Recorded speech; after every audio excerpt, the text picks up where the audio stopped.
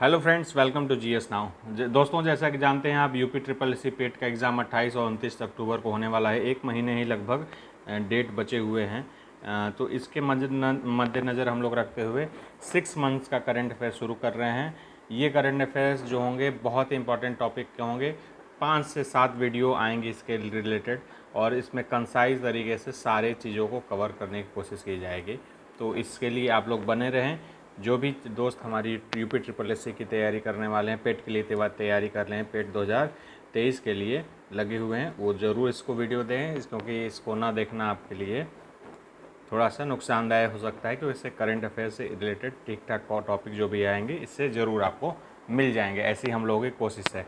इसके अलावा दोस्तों, हम लोग जीएस का भी कुछ क्विक रिवीजन शुरू करेंगे, वो भी लगातार वीडियो अब आते रहेंगे।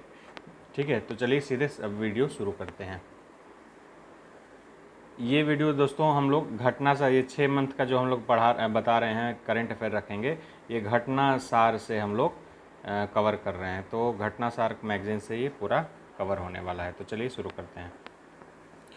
देखिए, बाघ गणना रिपोर्ट 2022 आ चुकी है, जो कि 29 जुलाई 2023 को शुरू हुई। 29 जुलाई इम्पॉर्टेंट इसलिए है, 29 जुलाई को विश्व बाघ दिवस मनाया जाता है। ठीक है, तो राष्ट्रीय बाघ संस्थान प्राधिकरण NTCA की गणना रिपोर्ट 2024 जारी की गई। ये प्रत्येक 4 वर्ष पे होता है। ठीक है, प्रोजेक्ट टाइगर के 50 वर्ष पूर्ण होने पर एक अंतरिम बाघ गणना रिपोर्ट जारी की थी 9 अप्रैल 2023 को प्रधानमंत्री मोदी ने। उसके बाद ये कंप्लीट रिपोर्ट है, वो अंतरिम रिपोर्ट थी। ठीक है, और आप लोगों के लिए इम्पोर्टेंट फैक्ट ये है कि जो प्रोजेक्ट टाइगर शुरू हुआ था 1973 में शुरू हुआ था, तो ये ध्यान रखने वाली बात है। इस समय जो आबादी जो हम लोग की बढ़ रही है बाघों की, वो 6.1% की दर से बढ़ी हुई है। और पृथ्वी पे जितने भी बाघ पाए जाते हैं उसका 75%, ध्यान रखिए, 75% ओनली भारत में ही, मतलब भारत में ही सारे, मतलब 75% बाघ मिलते हैं। तो बहुत बड़ी आबादी बाघों की कवर करता है, बिग कैट्स की। ठीक है, देश के में बाघों की संख्या पिछले 16 वर्षों में 260% बढ़ोतरी हुई है, यानी 2.6 गुना या फिर टाइम्स बढ़ोतरी हुई है। ठीक है, वर्तमान में 3682 के आंकड़े पर पहुंच गई है। सबसे ज़्यादा बाघ कहाँ पे हैं, तो MP में है। MP में सबसे ज़्यादा बाघ इस समय वर्तमान में है। ठीक है, 785, 786, 786 शुभ अंक माना जाता है, आप लोग जानते हैं कुछ कम्युनिटी में। तो उस हिसाब से आप लोग इसको याद कर सकते हैं। 785, 786 से एक कम। यूपी में भी देखिए संख्या 109 से बढ़ के 205 तक पहुंच गई है। ठीक है, किसी टाइगर रिजर्व में सबसे ज़्यादा बाघ कहीं पाए जाते हैं, तो उत्तराखंड के कार्बेट नेशनल पार्क में सबसे ज़्यादा पाए जाते हैं। और Corbett national park, Jim Corbett इसका पूरा नाम है। जिम कार्बेट नेशनल पार्क के बारे में एक फैक्ट जान लीजिए कि इस भारत का सबसे ओल्डेस्ट नेशनल पार्क है। 1936 में ये हैली नेशनल पार्क के रूप में शुरू हुआ था। उसके बाद इसका नाम कार्बेट नेशनल पार्क पड़ गया।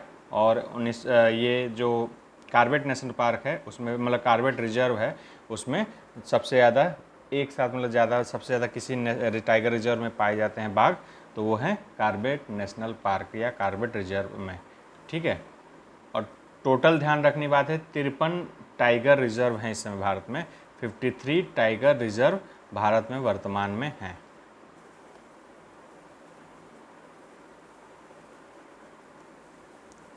आते हैं आगे, इसके फैक्टर में देख लेते हैं एक बार सरसरी निगाह से कि कौन किस रैंक पे है। इस पे कोई क्वेश्चन बनने की ज़्यादा संभावना है। तो सबसे नंबर 1 पे आता है MP में 785, 786 से एक कम। दूसरा नंबर है कर्नाटक 563, उत्तराखंड में है तीसरे नंबर 560, और महाराष्ट्र 444। ये क्रम है सबसे ज़्यादा बाघों के पाए जाने की संख्या स्टेट वाइज। यूपी सबसे लास्ट में कौन है, तो बिहार है 54 टाइगर्स के साथ। 28 मई 2023 को प्रधानमंत्री मोदी ने नए संसद भवन का उद्घाटन किया। इस संसद भवन का खासियतें क्या क्या है, इसकी ज़रूरत क्यों थी? क्योंकि जो परिसीमन होना है 2026 से होना है, उसमें सीटों की संख्या बढ़ जाएगी लोकसभा राज्यसभा की, तो उसके लिए काफ़ी इसको ध्यान रखा जा रहा था कि चूँकि पुराने संसद भवन में उतनी कैपेसिटी नहीं है सीटिंग की, इसलिए उसको मतलब नया एक बनाए जाने के काफ़ी दशकों से इस पर बातचीत चल रही थी। तो अब वर्तमान में बन के तैयार हो चुका है। इसकी खासियतों में देख लेते हैं। त्रिभुजाकार आकार का है, एक षटकोण की तरह त्रिभुजाकार है, ठीक है। और इसके अलावा इसमें लोकसभा में 888 सीट बैठने के लिए उपलब्ध हैं और राज्यसभा में 384 सीट हैं। वर्तमान समय में लोकसभा राज्यसभा की सीटों की संख्या, मतलब जो चुने हुए वोटिंग होने के बाद जो सीटें होती हैं, वोटिंग की सीटें कितनी हैं, इससे क्वेश्चन बनने की ज़्यादा संभावना है कि वर्तमान में लोकसभा राज्यसभा की कितनी सीटें हैं, इसको देख लीजिए। तो लोकसभा में 550 सीटें हैं और राज्यसभा में 250 सीटें हैं। तो ये 550 मतलब इलेक्टेड जो होते हैं उनके बारे में, पूरा सीटिंग कैपेसिटी की बात नहीं कर रहा हूँ मैं बात कर रहा हूँ कि टोटल सीटें कितनी हैं लोकसभा में और राज्यसभा में। तो 250 राज्यसभा में और 550 लोकसभा में। लोकसभा में 552 था, लेकिन एक अमेंडमेंट आया जिसमें एंग्लो इंडियंस को दो सीटें होती थी वो हटा दी गई हैं, तो सिर्फ बचे हुए हैं 550, ठीक है। तो ध्यान रखिएगा 250 और 550। इसके अलावा सेंगोल जो था उसकी स्थापना पूजा करके प्रधानमंत्री द्वारा किया गया था। सेंगोल जो कि इतिहास में चोल साम्राज्य से जुड़ा हुआ माना जाता है। भारत की स्वतंत्रता और हस्तांतरण में भी सेंगोल के साथ हुआ था, जब माउंटबेटन ने अपना मतलब कि सौंपा प्रधानमंत्री जवाहरलाल नेहरू को, ठीक है, सत्ता। तब उस समय प्रतीकात्मक रूप से सेंगोल का यूज हुआ था, उसको अब रखा गया है संसद भवन में। ये एक सेंट्रल विस्टा परियोजना के तहत बनाया जा रहा है। इसमें इम्पोर्टेंट में देख लीजिए ये है कि इसके मुख्य आर्किटेक्ट कौन थे, तो विमल पटेल, ठीक है, ये मुख्य आर्किटेक्ट हैं। और HCG design and management private limited company है और इसका निर्माण कर रहा है टाटा प्रोजेक्ट द्वारा। टोटल 6 द्वार हैं, 3 मुख्य द्वार हैं, 3 उप द्वार हैं।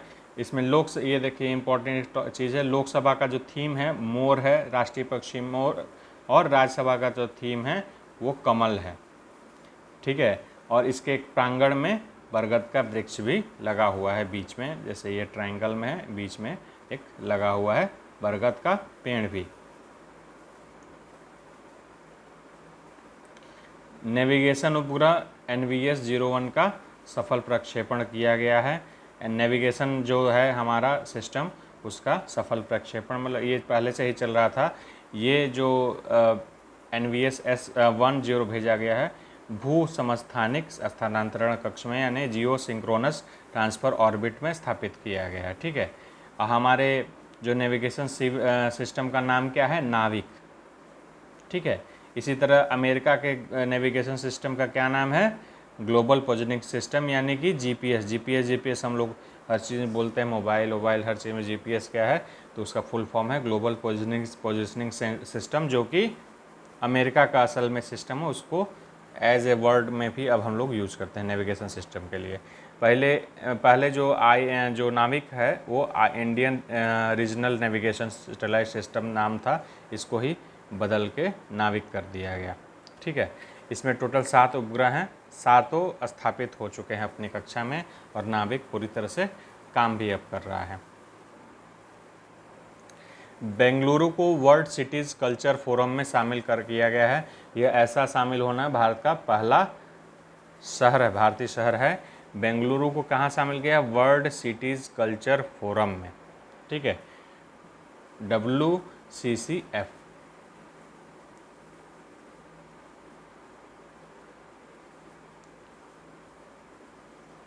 ये भविष्य की समृद्धि को आकार देने में संस्कृति की महत्वपूर्ण भूमिका का पता लगाने के लिए सहयोगात्मक रूप से शोध करता है और खुफिया जानकारी साझा करता है।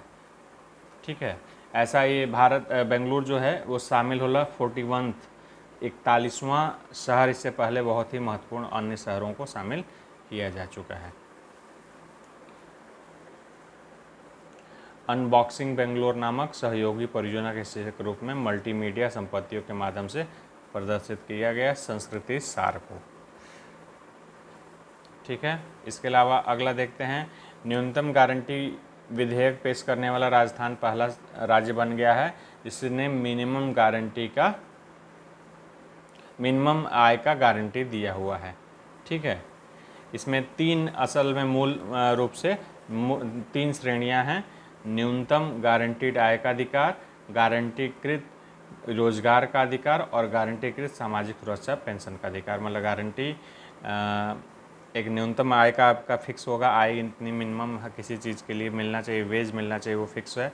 इसके अलावा गारंटी देता है कि आपको एक रोज़गार मिलेगा, अगर रोज़गार नहीं दे पाता है तो पेंशन सामाजिक सुरक्षा के तौर पे आपको मिलेगा। जिसमें मूल से चीज़ें हैं। जो रोज़गार का अधिकार दिया है वो मनरेगा के योजना के तहत न्यूनतम आय की बात की गई है। ठीक है, मनरेगा योजना में इस समय 100 दिन का पहले होता था, 25 दिन, 125 दिन अब कर दिया गया है, देने का नियम है। ये देखिए, विश्व का पहला नैनो DAP तरल जो बना हुआ है, असल में ये नाइट्रोजन और फास्फोरस का एक उर्वरक है जो लिक्विड फॉर्म में है। ठीक है, ये विश्व का पहला भारत में बनकर तैयार हुआ है। इसमें जो DAP है वो 8% नाइट्रोजन और 16% फास्फोरस, यानी कि वही उसी रेशियो में नाइट्रोजन और फास्फोरस का रेशियो देखेंगे हम लोग तो 1:2 का आएगा। 1:2 के रेशियो में इसको रखा गया है। अब इसके माध्यम से जो दानेदार जो आता है उसको जो इससे पहले चलता था उसको कम करने का योजना है, और इसको यूज़ करना और इसको वितरित करना इजी है, इसलिए ज़्यादा बेहतर है। अमेजन इंडिया ने श्रीनगर में पहला फ्लोटिंग स्टोर स्थापित किया है। आई हैव ए स्पेस नामक प्रोग्राम है उसका, जिसमें कि वो लोकल जो बिजनेसमैन हैं, जो दुकानदार हैं, उनको कुछ अर्न करने के लिए जो लोकल आसपास के जो जगहों पे अपनी डिलीवरी कर सकते हैं उनको एक प्लेटफॉर्म मुहैया कराता है। तो डल झील में इसने अपना फ्लोटिंग स्टोर स्थापित किया है। Bharat global crisis response group में शामिल हो गया है, global crisis response group GCRG। ठीक है, 7 जुलाई 2023 को चैंपियन समूह के रूप में शामिल हुआ है। यह निर्णय जो भारत के बढ़ते वैश्विक नेतृत्व और समकालीन वैश्विक चुनौतियों से निपटने के लिए उसकी प्रतिबद्धता को प्रदर्शित करता है। इस समय संयुक्त राष्ट्र के यूनाइटेड नेशन के महासचिव कौन हैं? एंटोनियो गुटेरेस के निमंत्रण पे भारत ने इसमें शामिल हुआ है। विदेश मंत्रालय के सचिव हैं संजय वर्मा, जिनको इसका शेरपा नामित किया गया है। ठीक है, इसमें ध्यान रखिएगा, चैंपियन ग्रुप में वर्तमान में Bangladesh, Barbados, Denmark, Germany, Indonesia, Senegal आदि सरकारें भी या देश भी सम्मिलित हैं। शिक्षा पर जो राज्य केंद्र शासित प्रदेशों के लिए प्रदर्शन का इंडेक्स आया है उसको देख लेते हैं। इसमें स्कूली शिक्षा को लेकर चंडीगढ़ और पंजाब को सर्वश्रेष्ठ राज्य का दिया गया है खिताब। इस इंडेक्स में सबसे बड़ी बात है, शीर्ष के 5 ग्रेड में कोई जगह नहीं बना पाया, तो ये 6वें नंबर से शुरू हुआ है, जिसमें पंजाब और चंडीगढ़ शामिल हुए हैं। राज्य के रूप में पंजाब और यूटी के रूप में यूनियन टेरिटरी के रूप में चंडीगढ़ शामिल हुआ है। ठीक है, तो 6ठे नंबर से शुरू हुआ है। अरुणाचल प्रदेश, मेघालय और मिजोरम को सबसे नीचे का मिला हुआ है।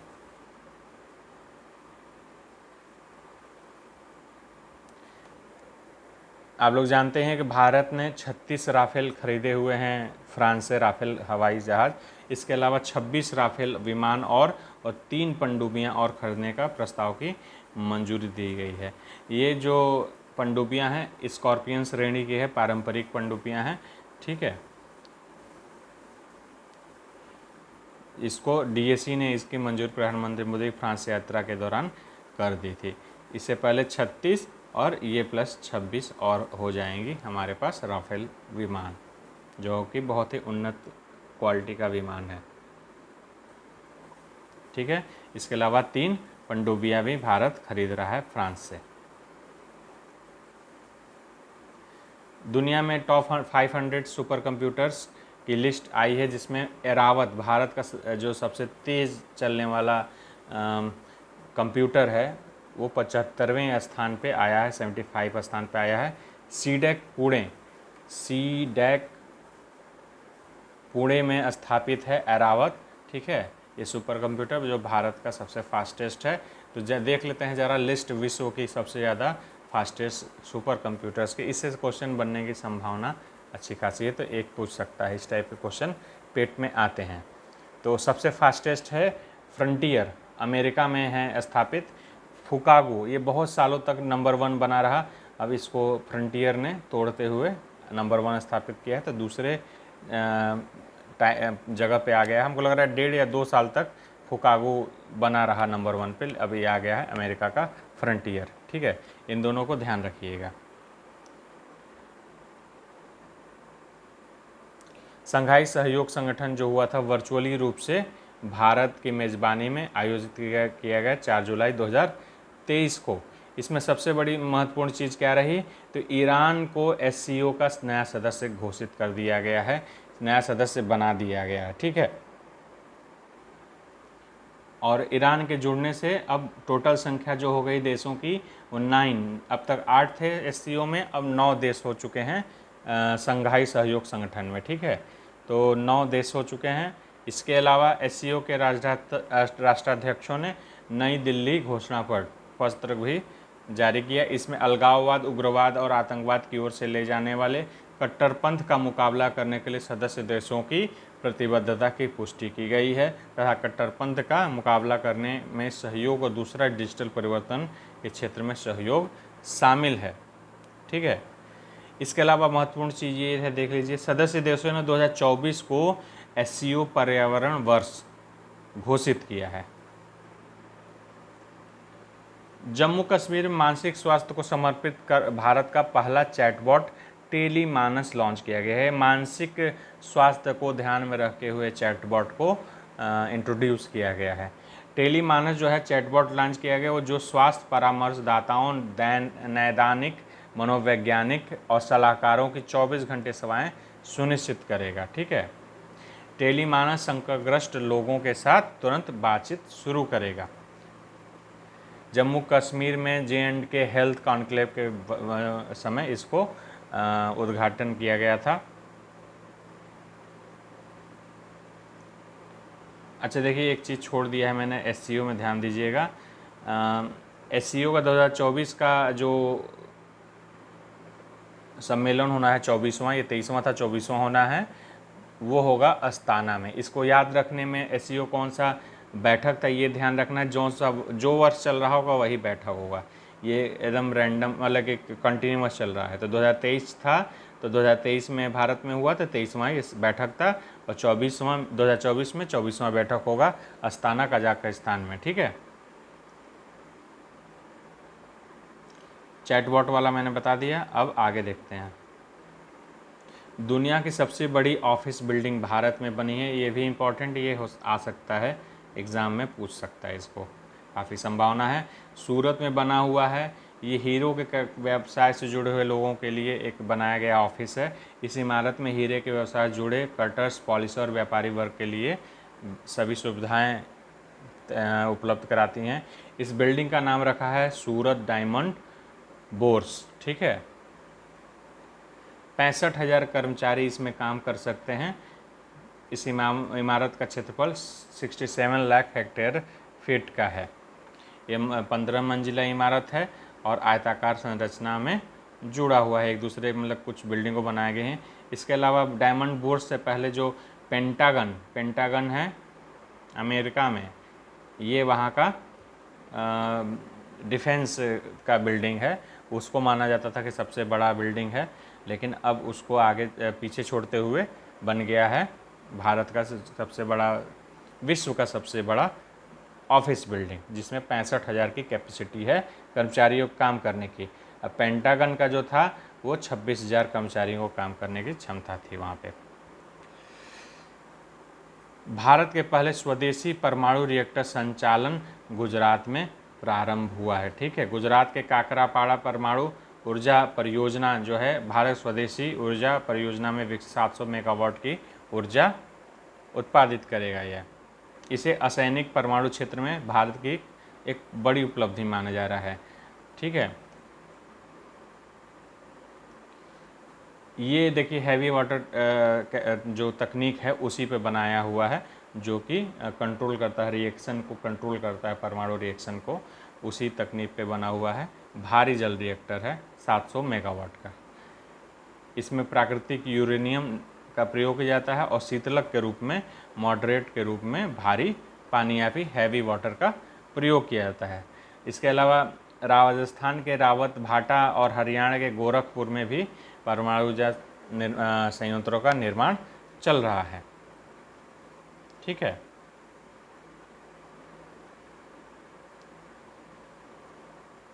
भारत की सबसे बड़ी निजी रेल कोच, प्राइवेट है, निजी ध्यान रखिएगा, निजी रेल कोच फैक्ट्री बनी है तेलंगाना में।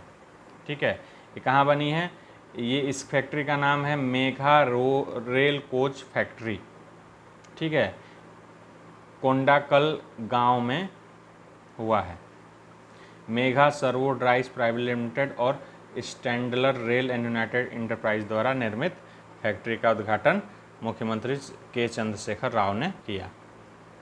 कंपनी इलेक्ट्रिकल और इलेक्ट्रॉनिक रेलवे उत्पादन डिजाइन बनाती है। इसकी जो ईयरली कैपेसिटी है 500 कोच और 50 लोकोमोटिव्स का है। ठीक है,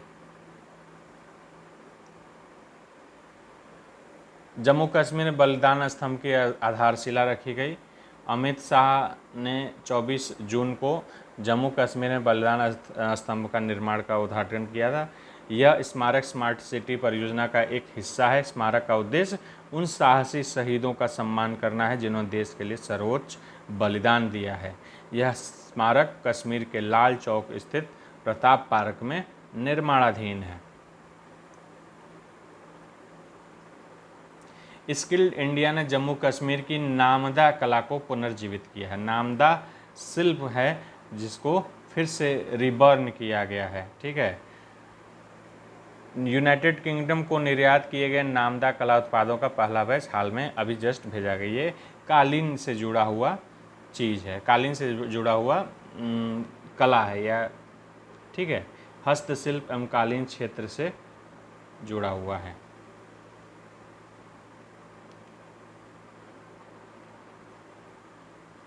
युद्धपोत आईएनएस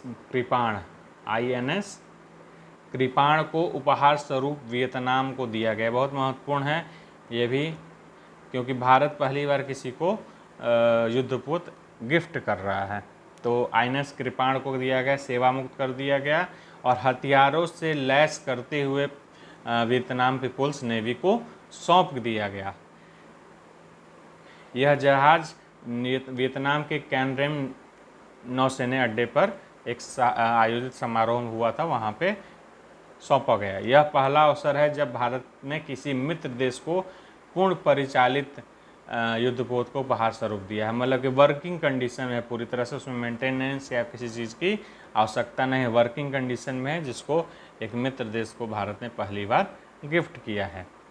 यह भारत की एक्ट ईस्ट, जो पहले लुक ईस्ट पॉलिसी थी, अब एक्ट ईस्ट पॉलिसी कर दिया गया था मोदी जी द्वारा, तो उसी नीति के हिस्से के रूप में इसको आगे बढ़ाया गया। भारत का लक्ष्य इसमें सक्रिय मित्रवत नौसेनाओं की क्षमताएं तैयार करना है, जिससे कि जो मित्र देश हैं उनकी कैपेसिटी थोड़ी इम्प्रूव हो सके नौसेना में। देखिए निर्व का NIRF का आ गया है रैंकिंग, महत्वपूर्ण है।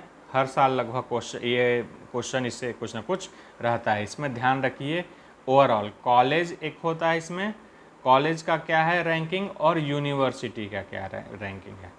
ठीक है, तो कॉलेज के रैंकिंग में देखिए आईआईटी मद्रास नंबर 1 पे है, ठीक है। फिर आईआईएससी बेंगलुरु में स्थित है, इंडियन इंस्टीट्यूट ऑफ साइंसेज वो दूसरे नंबर पे है। और यूनिवर्सिटी में ये पिछले कई सालों हमको लग रहा है जब से NIRF का रैंकिंग हो रहा है तब से ये इंडियन इंस्टीट्यूट ऑफ साइंस जो है Bengaluru IISc as a college second number पे ध्यान रखिएगा और as a university first number पे है। तो ये कई सालों से नंबर 1 पे चला आ रहा है। तो JNU दूसरे पे है, इतना ही बस ध्यान रखिए, बहुत ज़्यादा ध्यान रखिए। अगर यूपी के बारे में ध्यान रखना चाहें तो जामिया BHU एक है बस, और कुछ नहीं। जामिया मिलिया नहीं, बस BHU है। लेकिन महत्वपूर्ण पहला रैंक ही ज़्यादातर पूछा जाता है, ठीक है।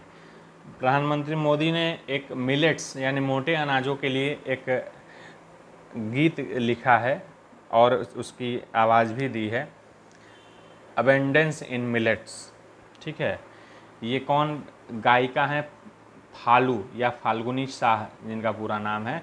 ये ग्रेमी पुरस्कार विजेता हैं, इनके साथ मिलकर इसको लिखा गया है, अबेंडेंस इन मिलेट्स का नाम दिया गया है। इस गीत की प्रधानमंत्री मोदी ने आवाज़ भी दी है, ठीक है। मोटे अनाजों के महत्व को बताने वाले गीत को 16 जून 2023 को जारी किया गया, ठीक है। इसको स्थानीय भाषाओं में भी इसको अनुवाद किया जा रहा है। तो फिलहाल नेशनल में इतना ही रहेगा और इसके अलावा नेशनल का एक और पार्ट आएगा। नेशनल उसमें ख़त्म हो जाएगा, पार्ट सेकंड में नेशनल ख़त्म हो जाएगा।